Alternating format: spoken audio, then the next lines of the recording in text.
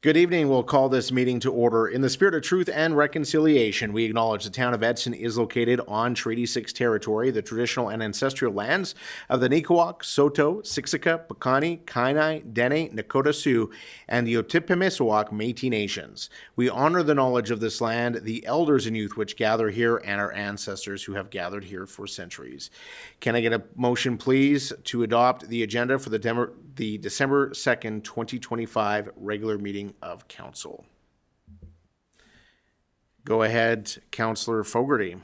I move that the agenda for the December 2nd, 2025 regular meeting of council be adopted as presented. Thank you. Any questions, comments, or concerns? Seeing none, all those in favor? Motion carried. And just, Jen, for your awareness, it's going right to the speaker list. It's not requesting. Can I get a motion?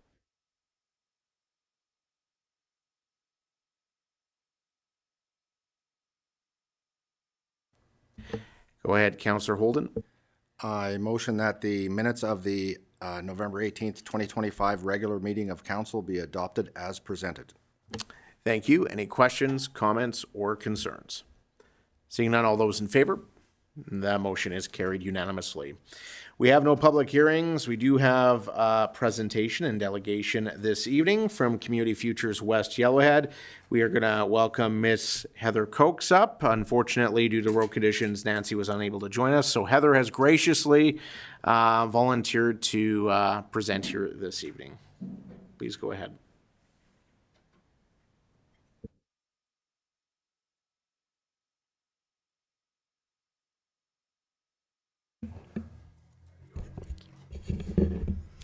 Good evening, Your Worship Mayor and members of council. Clearly, I am not Nancy Robbins. As Mr. Mayor stated, the road conditions prevented her from being here. So I have some big shoes to fill because I think she's been doing this for a very long time, 15 years. So if I trip over those shoes, you know, hopefully that's not going to happen. So tonight we're here to present to you what Community Futures does and who we are.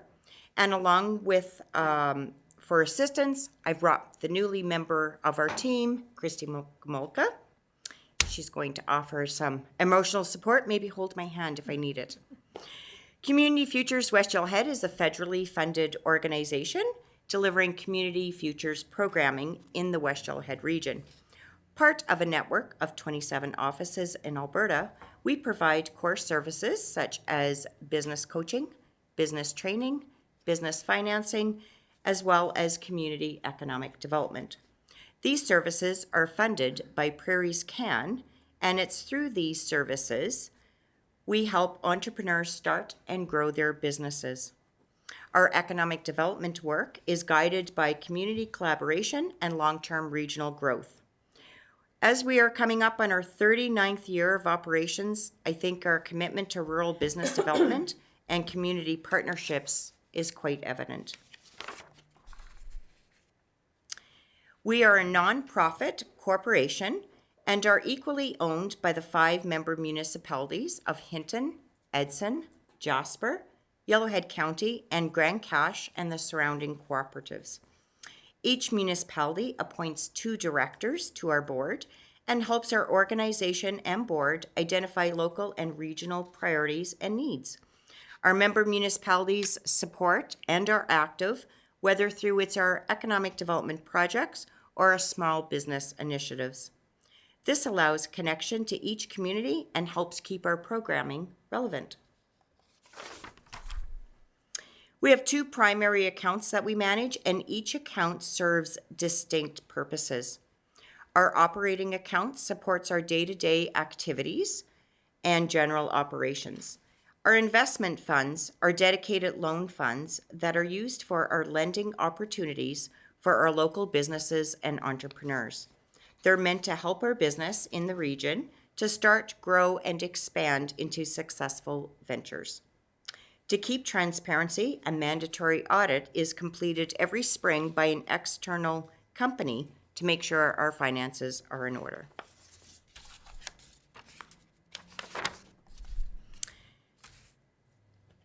As you can see, by the slide presented here, our annual budget sits around $500,000 with approximately just over half, I think it works out to about 59% if my math is correct, of funding coming from Prairies Canada.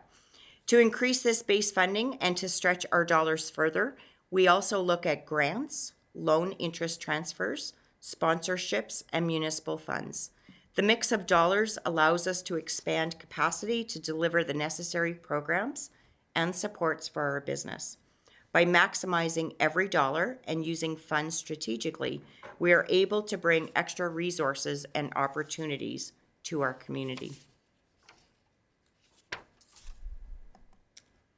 Entrepreneurs and opportunities are connected. We're always looking for ways to creatively and actively put people with the resources that they need to succeed.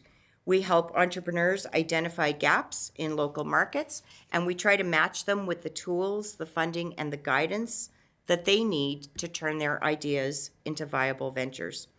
We foster networking, mentorship, and business support, ensuring that opportunities don't just exist, but become accessible.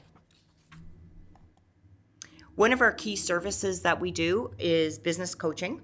So many of the times our business coaching is on a one-to-one basis. And by listening to our clients, we're able to offer unique opportunities designed to meet the entrepreneur where they are at. Through these services, whether it's business planning or cash flow management, we are able to identify and recommend specific resources and strategies that the business may need. This also provides clients with opportunities that may get missed or overlooked as ways of growing and expanding their businesses. In business coaching, we offer several multiple sessions, and this provides us with the ability to fully understand their goals and to support their ideas and turn them into actionable plans. Another key service we offer is business training. We aim to offer practical, client-focused workshops and programs that are designed to respond to the needs of local business. Sometimes they are specifically focused on industry or community. For the upcoming year, our priorities include business continuity planning, cash flow development, and supporting business through growth and recovery. Newly designed Launchpad series is new this year, and it is a series of courses designed with the entrepreneur in mind. The 5 courses are built with Community Futures offices in Alberta and staff, and they're very practical for the user and free to sign up. Each course is about 1 to 2 hours long.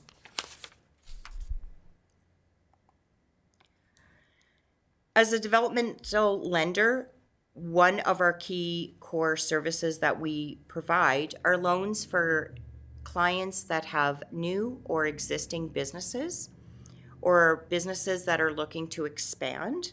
We offer loans up to $150,000 to support their ongoing operational needs. The loans are funded through our investment fund and are designed to help entrepreneurs access capital when they may not qualify for traditional funding. The clients may face barriers for a variety of reasons with conventional lending, and we're able to fill that financial gap. Our financing program aims to strengthen our local businesses and support long-term growth. Sometimes we offer specialized loan products within those parameters as well, such as the one with the partnership we have with the Town of Edson. The Edson Small Business Loan provides a maximum of $10,000 to support business in the Town of Edson and help those businesses reach their goals. The loan offers a 5% fixed interest rate, and the first year is interest-free. Applications and eligibility can be found on our website and are open to all new and existing businesses who hold a Town of Edson business license. Our economic development branch of Community Futures West Yellowhead is usually designed and carried out with collaboration from our community partners and stakeholders. We work closely with our member municipalities, nonprofit organizations, and chambers of commerce to strengthen and support our business and economy. Municipal funding plays an important role in this work, by funding contributions, sponsorships, communications, and helping with logistics for the community initiatives and projects that we undertake. This collaborative approach builds strong partnerships and increases our shared investments and supports growth and alignment of priorities. Lemonade Day. Everybody loves Lemonade Day. It's one of our favorite youth programs that we offer. If you don't know about it, it's a wonderful day, and I hope some of our member councilmen will be able to attest to that. It's an annual event for our youth age kindergarten to high school, and it's designed to be a fun and interactive program while teaching our youth how to start and run a business, their own Lemonade Day stand. In Edson, we consistently attract a very strong turnout and very enthusiastic participation is well done with the children. The program emphasizes practical, age-appropriate business skills with key concepts of the program for save, spend, and share. It gives them a hands-on experience while fostering early interest into the world of entrepreneurship. Please mark the date of June 20th, 2026 on your calendars, as we're always looking for judges. We do all the work for you, though, but you have to come and you have to be a lover of lemonade. And I can guarantee your sweet tooth will thank you later, for sure. Right. Thank you very much for your time. I appreciate it. And hopefully I didn't trip over those big shoes Nancy left me too much. All right, thank you, Ms. Cokes, for your wonderful presentation this evening. Council, we'll open the floor to questions.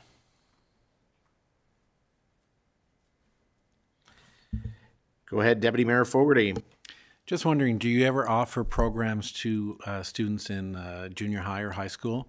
Go into the schools and talk to them about programs available and starting a business? Thank you. Through to the chair. We are looking at it currently. We are in talks with our high schools and have been for several years on partnerships and ways to collaborate with our youth to teach them business skills and entrepreneurships, as well as through FCSS departments, through our municipalities. I have been able to also in the summer teach youth how to start a business.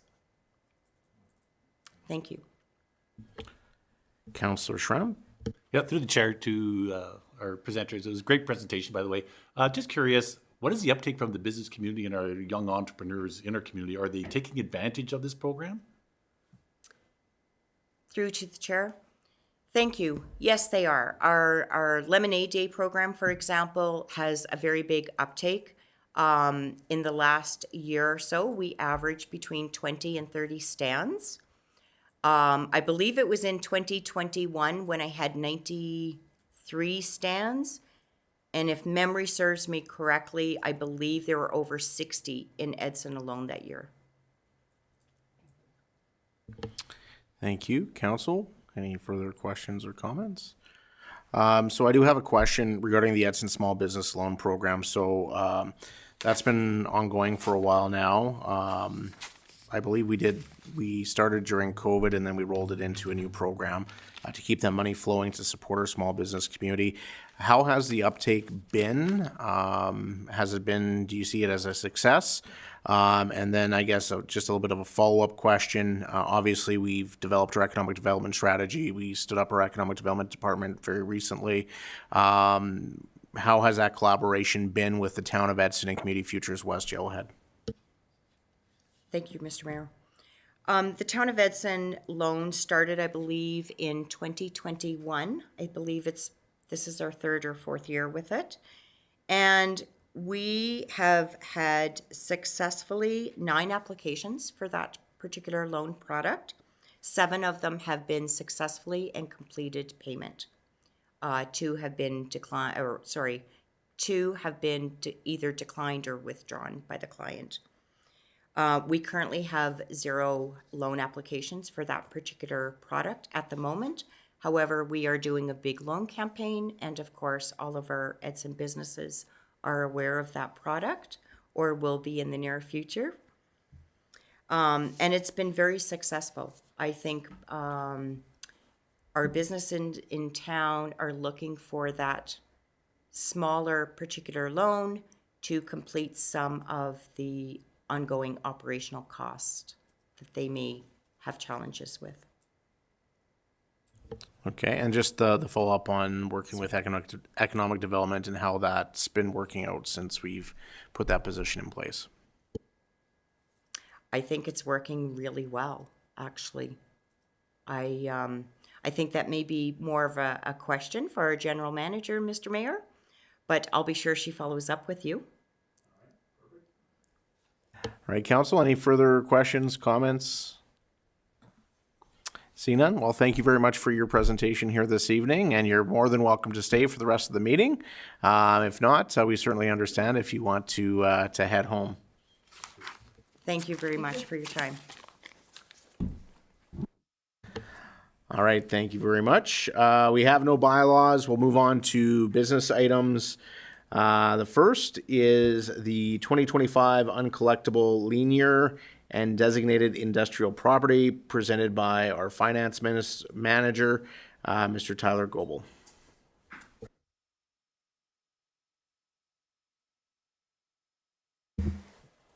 Good evening, Mayor and Council. As you just stated, before you this evening is our uncollectible account write-off presentation. The purpose of the presentation this evening is, oh, sorry, I'm used to having someone do this for me. The purpose of the presentation this evening is to have Council acknowledge the application for the following tax credit: the Provincial Education Requisition Credit, referred to as DIRC or PERC, and the Designated Industrial Requisition Credit, referred to as DIRC, as well as the write-off of uncollectible linear property taxes. So just a little bit of background on this. So linear property taxes are related to oil and gas properties, and these properties continue to burden municipalities as many oil companies with depressed oil prices are facing financial difficulties.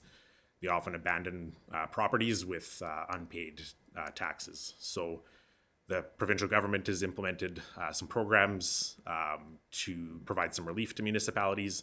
These programs have been extended into 2025. And what these programs do is allow municipalities to not recover all of the taxes payable to the municipality, but just the provincial education and designated industrial requisitions on these properties. So the province has outlined that there's three delinquent properties that meet the criteria for the PERC and DIRC programs. In order to submit an application to receive these credits back, council just must pass a motion to acknowledge the application. And additionally, there's, although it's not required to apply for the credit, administration is also recommending to write off the property tax accounts, as the collectability of these accounts is unlikely. And Municipal Government Act Section 347(1) is the legislative authority that gives council the authority to write these taxes off. So we're not talking significant dollar amounts. The total credits for PERC, the provincial education, would be $601.88, and the designated industrial credit is $11.52. And the bad debt write-off from writing off these tax roll accounts would total $3,846 for a net of approximately $2,600. So what this, when we say bad debts, it's revenue that we can't collect. So this has an impact that would reduce our bottom line or increase our deficit. So what administration is recommending this evening is that council make two motions. One is to acknowledge the town's application for the PERC and DIRC credits, and a second motion to authorize administration to write off and expense the uncollectible linear taxes as bad debt. So I'll pass it back to Mayor and Council for any questions. Thank you, Mr. Goebel, for your presentation. Council, do you have any questions before we take a motion from the floor this evening? Seeing none, I will, go ahead, Councillor Wilson-Lear. Through the mayor to administration, I guess I'm just asking the question for clarification, but no remaining legal or administrative recourse can be taken, obviously, to collect on this bad debt. And very often it comes to a point when collections actually end up costing more in the long run, and I'm wondering if that's where we're at as well with that, instead of going through things that are gonna raise our prices to get nothing back. So through the mayor, to Councillor Wilson Lear, thank you for your question. So unlike let's say a residential property where we would have a property tax auction to recover taxes, oil leases or the land is usually leased from local property owners. So we don't have the same ability to send a property to auction like we would a residential or other commercial property.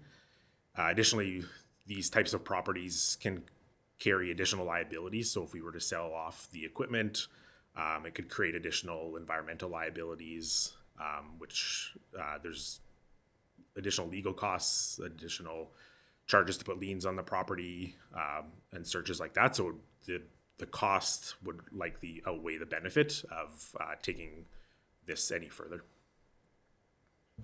Thank you. Any further questions, comments, or concerns?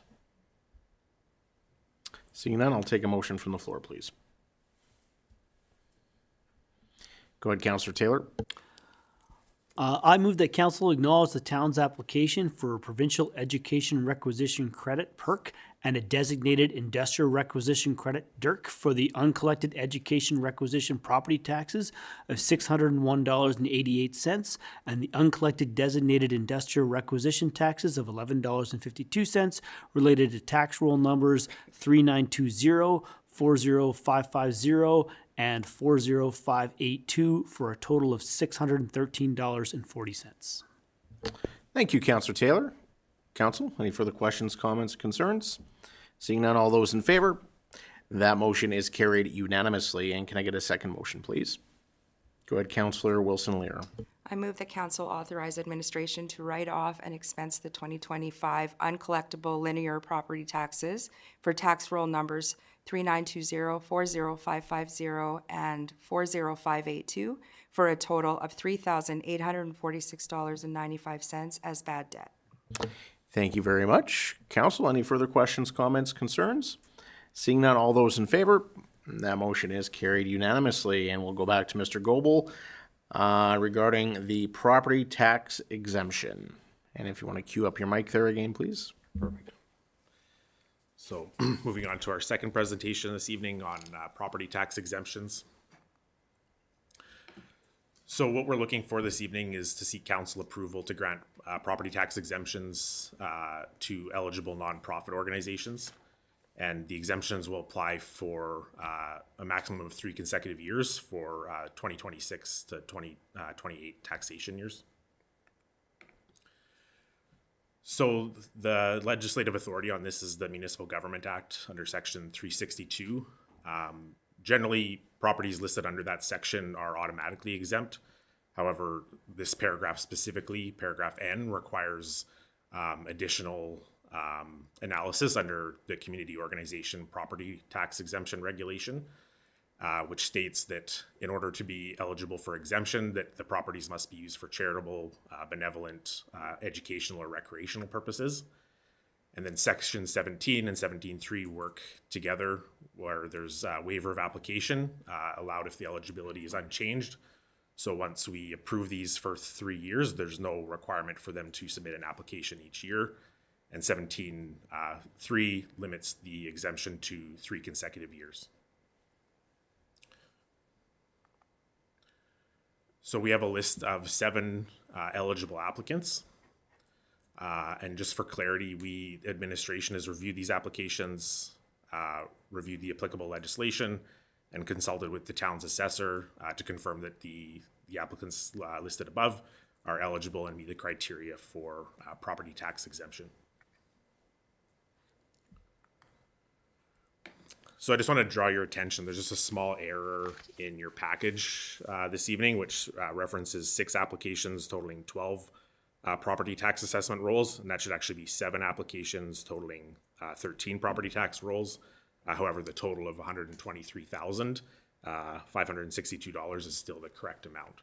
So the financial impact that the exemption of these properties would have, it would be a reduction in municipal taxes of the number that I just stated, $123,562.27. And administration is recommending that council make a motion today under section 362(1), paragraph N of the MGA, to grant property tax exemption status to the applicants listed before you today. So I'll pass it back to Mayor and Council for any questions. Thank you, Mr. Goebel. Council, any questions, comments, concerns? Councillor Pisichny. Yeah, through the mayor to Mr. Goebel. I have a couple questions. First one is, these are public agendas, and we put legal land descriptions in our roll numbers, which the average Joe Blow, and including council, if we don't have access to a system, don't know which properties those are. So it'd be nice in the future if we could have the actual physical address so that we know the properties, because then even if somebody from the public goes on there and goes, oh yeah, that's the group home, I understand that. So that would be nice in future documents, because we have seven applicants and more than 7 properties on here. I don't know if you snuck your house in here or not, but the question I do have is, I know the one property, I'm assuming, but again, I don't want to assume, so I'm going to ask the question. If these are in a multi-suite building, and I'm not sure if any of these are, I know one of our daycares is one that they are only in half the building. I'm going to assume, but maybe the clarification I'm looking for is that the tax exemption is only for half of that building, not for the other half. Is that the case? Do I have to key this up again? I don't know if the question's clear or not, because I know there's some of them, you have like a 2-suite building and you're only operating half of the suite. The exemption is only for half of the taxes, I would assume, if that's the case. So from my, through the mayor to Councillor Pisichny. So from my understanding, that this is reviewed by the provincial assessor, and they provide us with the properties that are exempt. So they would only provide us if one of the 2 units was only used for the benevolent or charitable purposes, that they would only exempt that piece from taxation. Okay, thank you. Go ahead, Gia McDonald. Thank you for the question. Just to clarify, it's our assessor, not the provincial assessor, that reviews it. So applications are received from us from the nonprofits, and we share that with our assessor, and they review it to make sure that what gets put forward is accurate and eligible. So if there's particular properties you're interested in, we can look into that and bring back an answer to you. That's fair. I don't think I did an answer on that or a reply. I think you've answered the question, but the assessor takes a look at it and he's only assessing on a section that applies. So you've answered my question. Okay, thank you. Thank you very much. Council, any further questions, comments, concerns? Councillor Schramm. Yeah, through the chair to administration, kind of a 2-part question. The first one, is this something brand new, or is this a properties that have got this, I guess, what's the word I'm looking for? Exemption previous years? And if so, and if that's not the case, is it brand new? What is the impact of our 2026 budget we just approved? So through the mayor to Councillor Schramm, thank you for your question. 6 of the applicants have recently just had their 3-year exemption expire. So they're just going through the process of reapplying. Then the Edson Friendship Center, they have 2 other properties that are currently exempted until next year. So this would be a new property that they have that they're putting forth for exemption for 2026. So, and then to answer your question about the financial impact, the $123,000 would, because these properties are considered exempt already, they have not been included in our estimation for municipal property tax revenue. Councillor Pisichny. Yeah, thank you through the mayor to Mr. Goebel. I guess that's a good question. You're mentioning the Friendship Center and multiple properties now, and that one never came to my mind. I know in years past, and if the Legion was taxed only on the half of the business that competed with other businesses, and the half that was a hall was not taxed. Is the Friendship Center asking for requests on their businesses that they have? Like, for example, I do believe they have a side business that runs the laundromat and such. Are they asking for exemptions for those buildings? Go ahead, GM McDonald. Thank you for the question through the mayor to Councillor Persistny. My understanding is those two businesses were previously exempt, and the current one that's being requested this year, the third one, is the one across the street from the museum. Correct. However, I'd like to clarify that, yes, even though all the other properties are just up for renewal, the Edson Friendships, this one on the bottom of the list is a new one, and so it wouldn't have been exempted last year. They would have paid those taxes. And any of these taxes are based on 25's taxes. So we have not calculated or prepared a tax bylaw for 26 yet. So it would be based on whatever assessment we have available to tax when we create that bylaw. So we're not quite ready for that step yet. Thank you. Any further questions? I'll just supplement, one of the properties at the Friendship Center, I'm assuming, was exempted for previously. They no longer occupy. It was within the provincial building, and they moved over to the, across from, purchased the building across from Centennial Park, which is why there's a new one here. So the only other property they would have would be the bingo hall. Go ahead, Councillor Pizzicini. Yeah, through the mayor, maybe to the mayor or to administration. And I fully understand their new building. That's their operations. That's their center. It's not a revenue generator. It's an expense to them. And same thing with the bingo hall is run for community events. My biggest concern with the Friendship Center is they have a business. And I can't tell by the legal land rules here if the laundromat is being exempted or not. It is a business. And the reason I have concerns with that is nothing against the Friendship Center, but we make the Legion pay taxes on their business. And they're a not-for-profit as well. So that's the part, again, back to this not having the addresses. I can't even eyeball it right now. But I'd like to know that because I'm 100% okay with the building. It is a bit of a hit with the new building, but I understand that's not a revenue generator. That they run all kinds of programming out there. It doesn't compete with any business in town. But the laundromat, not that we have another laundromat, but it could compete with another laundromat, such as the things like our Legion do as well.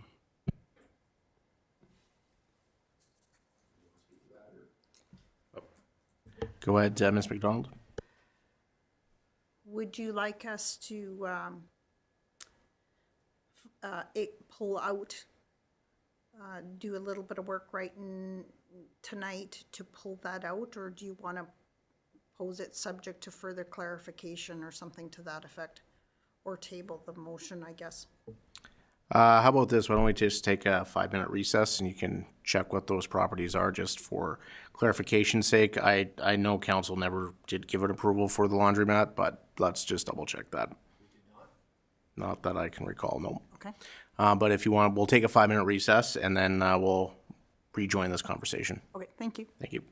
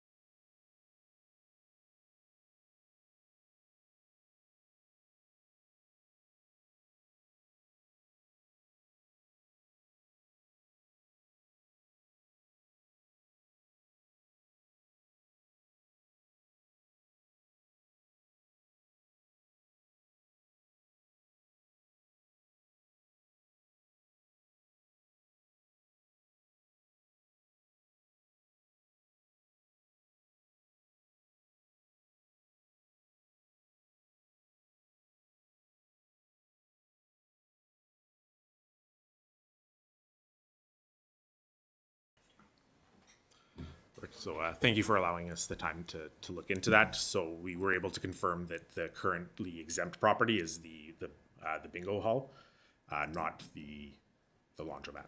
So that is not currently being exempted. All right, thank you for that. Any further questions, comments, or concerns?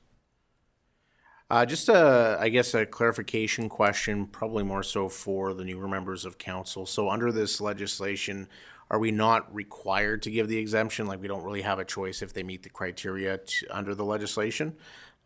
Just wanted to get a clarification on that. Thank you, Mayor, for the question. So I had noted earlier that under Section 362, there are certain properties where the exemption is automatic. It's not required. So those would be things like churches or like a provincial building. However, under paragraph N, they're to be considered exempt, they have to meet the COPTA regulations, and it also is required to be approved by council for exemption. So there still is some discretion. Okay, thank you. If there's no other further questions, comments, or concerns, I'll take a motion from the floor, please. Go ahead, Deputy Mayor Fogarty. I move that council, in accordance with Section 362(1)(n) of the Municipal Government Act and the Community Organization Property Tax Exemption Regulation, AR 281/98, grant property tax exemption status to the following applicants, effective for the 2026 taxation year, and for a maximum of 3 consecutive taxation years, 2026 to 2028 inclusive, subject to the conditions outlined in the regulation. Core Daycare Society, Daycare Society of Edson, Lions Club of Edson, Edson Tumblers Gymnastics Club, McMahon Youth Family and Community Services Association, Association Supporting Choices of People Edson, SCOPE, and Edson Friendship Center. Thank you. Open the floor to debate. Any debate on this issue? Seeing none, I'll call the question. All those in favor? That motion is carried unanimously. Thank you, Mr. Goebel, for your presentation. Up next, we have the Edson Pound Agreement 1-year extension, and we'll hand things over to CAO Beveridge, who is also acting general manager of Community and Protective Services. Go ahead, Ms. Beveridge. Thank you, Mr. Mayor. As per the RFD before you, the request is to simply allow for an extension for the Pound Services Agreement that we have with the Yellowhead County. The situation is that, of course, each year we evaluate whether or not we go through our agreements, etc., whereby we're really working hard to ensure that we're not working past our dates of the expiries. And that's something that we feel that we need more time to have more discussions with the county with regards to this particular service that we're providing, as well as further evaluation for how the town wishes to proceed with Pound services in this community. So this has been a common or a discussion that we've had previously, but we'd like to have this year to really evaluate how we'd like to provide this service to the community and potentially further explore a possibility of a third party taking this over as well. So before you is a motion to approve a 1-year extension to allow for the county and the town to work through this. The county has agreed to this extension as well. So I just want to bring this forward as an opportunity for more exploration in which we would bring forward to council our options to consider at a future COW meeting in the 2026. I'm happy to answer any questions you may have. Thank you, CEO Beveridge. Council, any questions, comments, concerns? Seeing none, I'll take a motion from the floor, please. Go ahead, Councillor Schramm. Yeah, I move that council approve a 1-year extension for the provision of Pound services with Yellowhead County. Thank you. Open the floor to debate. Any debate on this? Seeing none, all those in favor? Motion carried unanimously. Thank you very much. Up next, the accessible swing budget request from Ms. Tanya Byers, Community Services Manager. Welcome.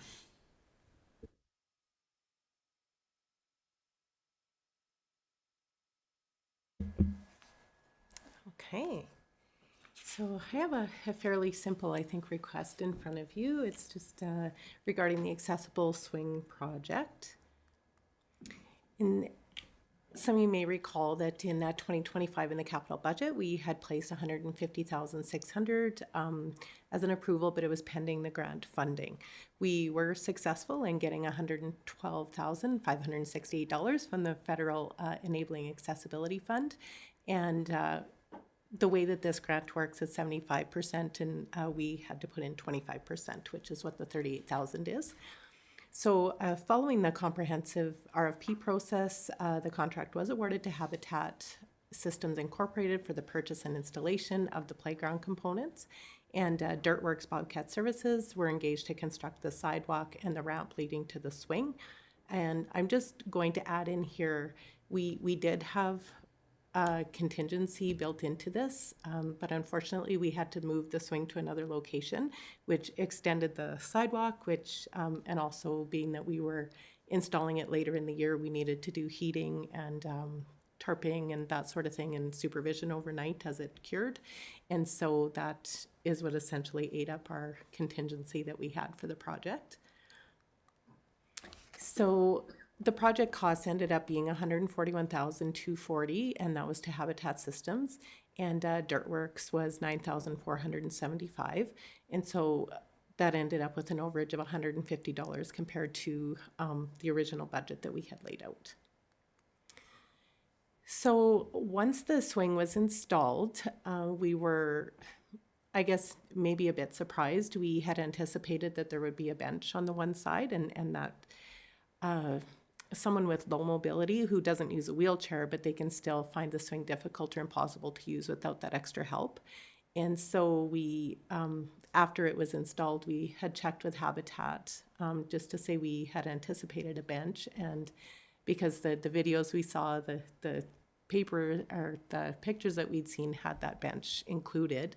And also in consultation with the occupational therapist, with Anna Vanderhaeg, she also thought that was an extremely important component to the swing.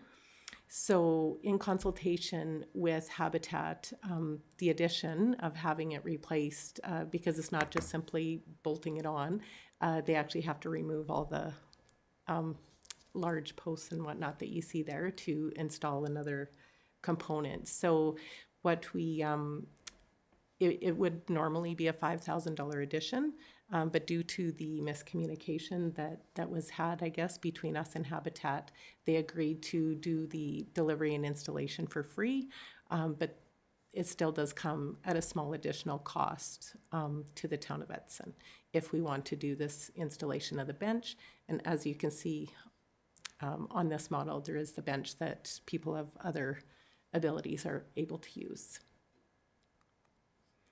So the motion before you is that council approve an increase to the accessible swing project budget from $150,600 to $151,600 with an increased funding of $1,000 from the Parks Capital Reserve. And just for your awareness, it's a 0.66, I think, increase to the overall budget. Happy to answer any questions.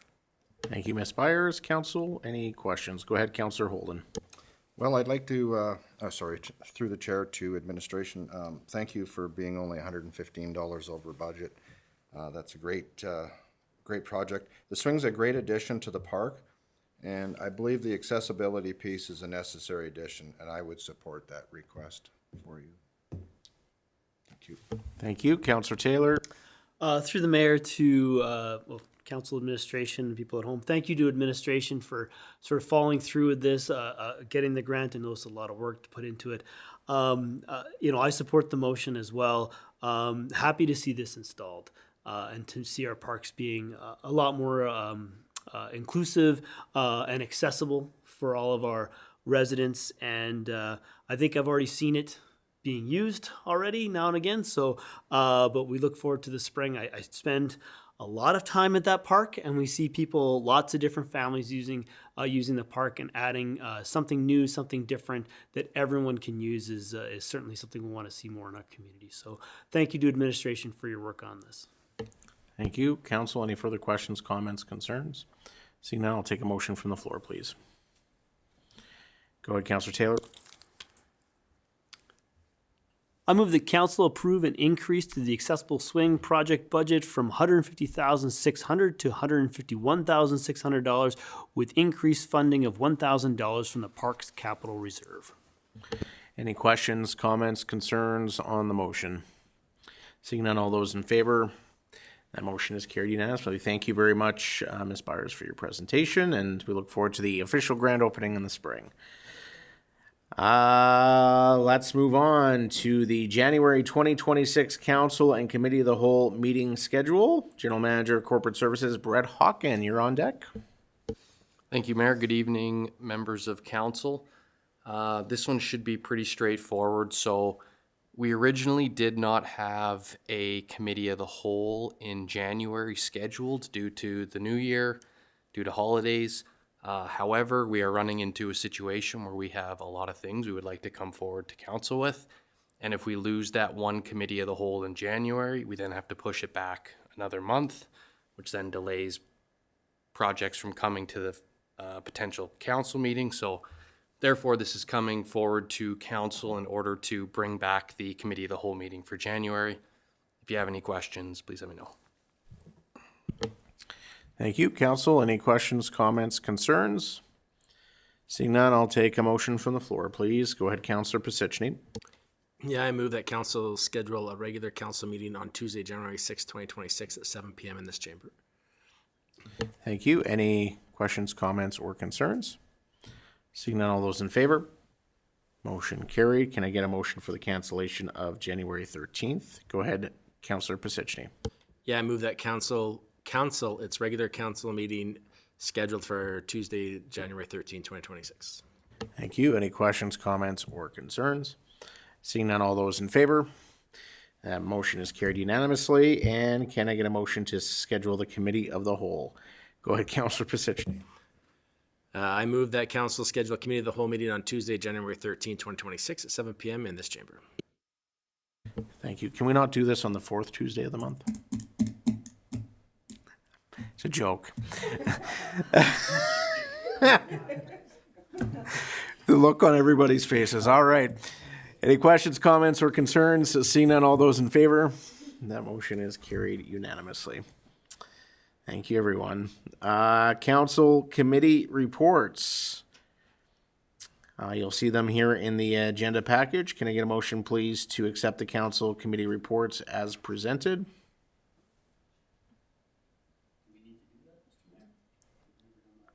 Well, this is the first time that we're doing this, so yes. Councillor Taylor will make that motion. We got that on record? Okay, you're going to say it? Okay, go ahead, I Councillor so Taylor. move, like what your motion to accept the, I move to accept the council committee reports as information. All right, thank you. Is there any questions on the committee reports, or council, do you have anything you want to highlight in your committee reports? I'll give you that opportunity now. Seeing none, I will call the question. All those in favor? That motion is carried unanimously. No information items, no notice of motion. Can I get a motion to go into closed session pursuant to sections 20 and 29 of the Access to Information Act? Go ahead, Councillor Wilson-Lear. I move that the meeting move into a closed session pursuant to sections 20 and 29 of the Access to Information Act. Any questions, comments, concerns? Seeing none, all those in favor? That motion is carried unanimously. Thank you.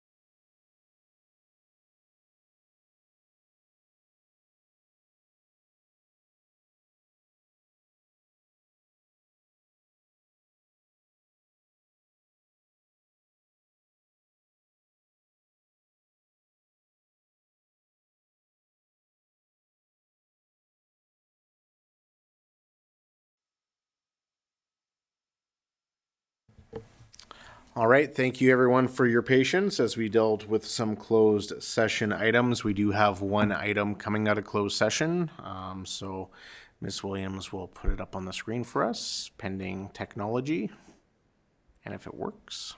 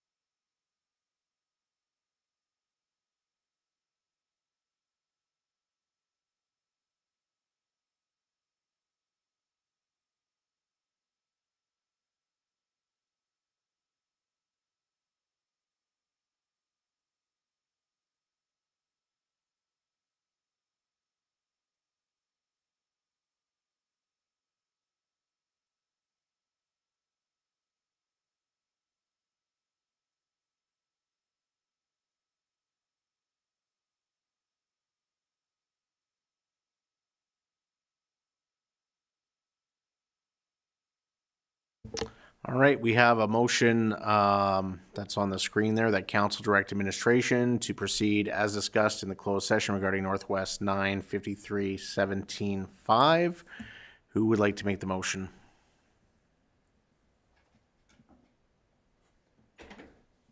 Go ahead, Councillor Pasicny. I so move. Thank you. Any questions, comments, or concerns? Seeing none, all those in favor? And that motion is carried unanimously. And just a reminder, we do have a committee of the whole next Tuesday, so wear your best Christmas attire. And if you are a member of the public joining us, do the same.